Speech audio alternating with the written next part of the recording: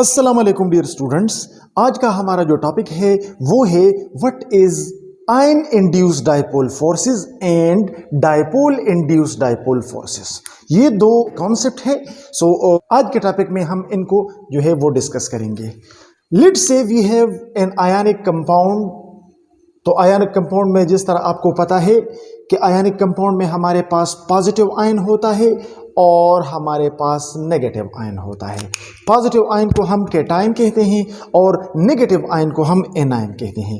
Let's say हमारे पास ions है, you can take positive, you can take negative, और इन आयन्स को हम एटम, न्यूट्रल एटम के करीब लेके आए या नॉन पोलर मॉलिक्यूल के करीब ले आए। यहाँ पे हम एग्जाम्पल लेंगे न्यूट्रल एटम का, और हमें पता है कि एटम के सेंटर में न्यूक्लियस होता है जिसके अंदर पॉजिटिव चार्ज होता है, और एटम के शेल्स में इलेक्ट्रॉन्स होते हैं जिनके ऊपर नेगेटिव चार्ज होते हैं।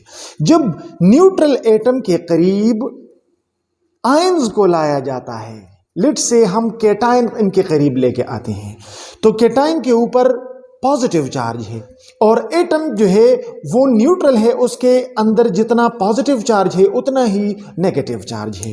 तो पॉजिटिव आयन न्यूट्रल एटम से इलेक्ट्रॉन्स को अपनी तरफ अट्रैक्ट करने लगेगा, क्योंकि हमें पता है कि opposite charges attract each other, और यही पॉजिटिव चार्ज पॉजिटिव न्यूक्लियस को रिपेल करने लगेगा, क्योंकि हमें पता है कि similar charges repel each other. And as a result of this क्या हो जाएगा, ये जो हमारे पास पॉजिटिव आयन था ये इस न्यूट्रल एटम को पोलराइज कर देगा, और ये कुछ इस तरह हो जाएगा कि positive nucleus surrounded by negative electrons.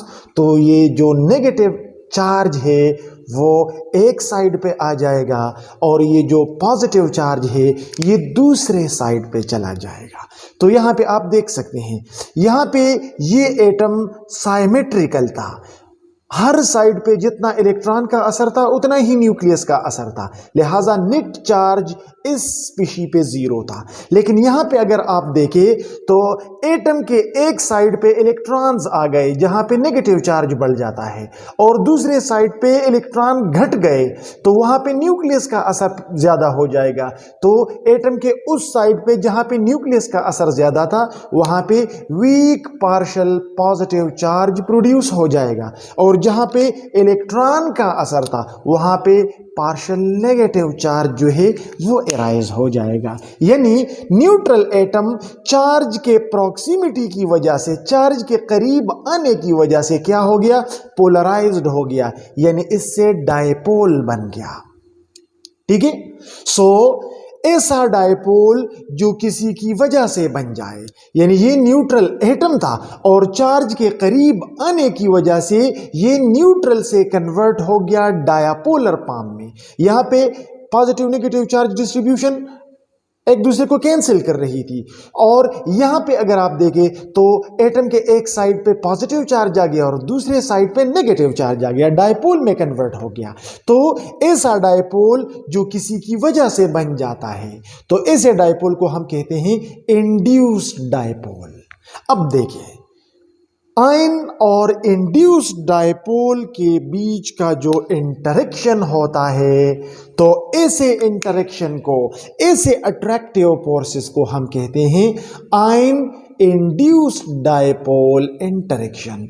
Ion और उस डायपोल का जो आयन की वजह से बन जाता है, इन दोनों के बीच के इंटरेक्शन को हम क्या कहते हैं, आयन इंड्यूस्ड डायपोल इंटरेक्शन कहते हैं। इसी तरह अगर हम एनायन को ले लें, जब एनायन इसी एटम के करीब आ जाता है तो ये एटम है, ये इनके इलेक्ट्रॉन्स है, एनायन के ऊपर नेगेटिव चार्ज है और इलेक्ट्रॉन्स के ऊपर भी नेगेटिव चार्ज है, और हमें पता है कि negative charges repel each other, so it will start repelling electrons and opposite charges attract each other, it will start pulling its nucleus, and as a result of this, again this neutral atom will convert into a dipole।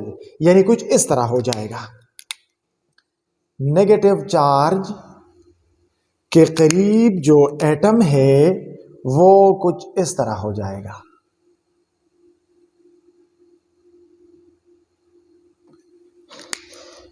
यानी negative charge neutral atom के nucleus को अपनी तरफ attract करने लगेगा और neutral atom के electrons को पुश करने लगेगा। एज रिजल्ट इलेक्ट्रॉन एटम के एक साइड पे चले जाएंगे और न्यूक्लियस दूसरी तरफ इसका असर बढ़ जाएगा। तो अब देखिए हमारे पास डायपोल बन गया। एक तरफ इलेक्ट्रॉन का असर ज्यादा है और दूसरी तरफ न्यूक्लियस का असर ज्यादा है। जहां पे न्यूक्लियस का असर ज्यादा है वो पार्शियल पॉजिटिव बेयर कर लेगा, पार्शियल वहां पे पार्शियल पॉजिटिव चार्ज आ जाएगा। और जहां पे इलेक्ट्रॉन्स का असर ज्यादा है वहां पे पार्शियल नेगेटिव चार्ज आ जाएगा। तो यहां पे देखिए न्यूट्रल एटम जो है वो कन्वर्ट हो गया डायपोल में। अब ये एनायन और ये डायपोल जो है एक दूसरे को अट्रैक्ट करने लगेगा। So the attractive interaction between an ion and induced dipole is called ion induced dipole force या ion induced dipole interaction.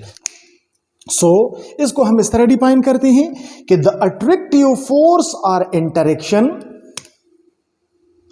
Between an ion and induced dipole is called ion induced dipole force या ion induced dipole interaction. The attractive force between an ion and induced dipole is called ion induced dipole force और ion induced dipole interaction. ठीक है, okay. अब dipole induced dipole forces को हम discuss करेंगे।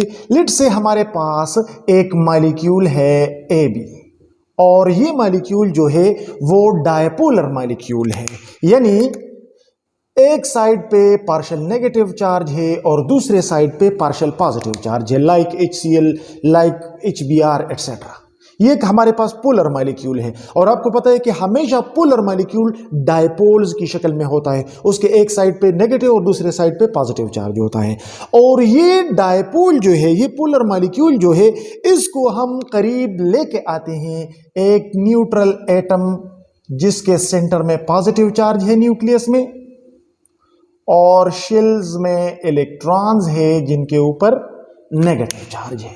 ठीक है, तो जब न्यूट्रल एटम या मॉलिक्यूल डायपोल के करीब आ जाता है तो डायपोल का पार्ट एटम के इलेक्ट्रॉन्स को, चूंकि ये नेगेटिव पार्ट है, so it will start repelling electrons away because similar charges repel each other and it will start attracting the positive part of the neutral atom or molecule, whichever is the case.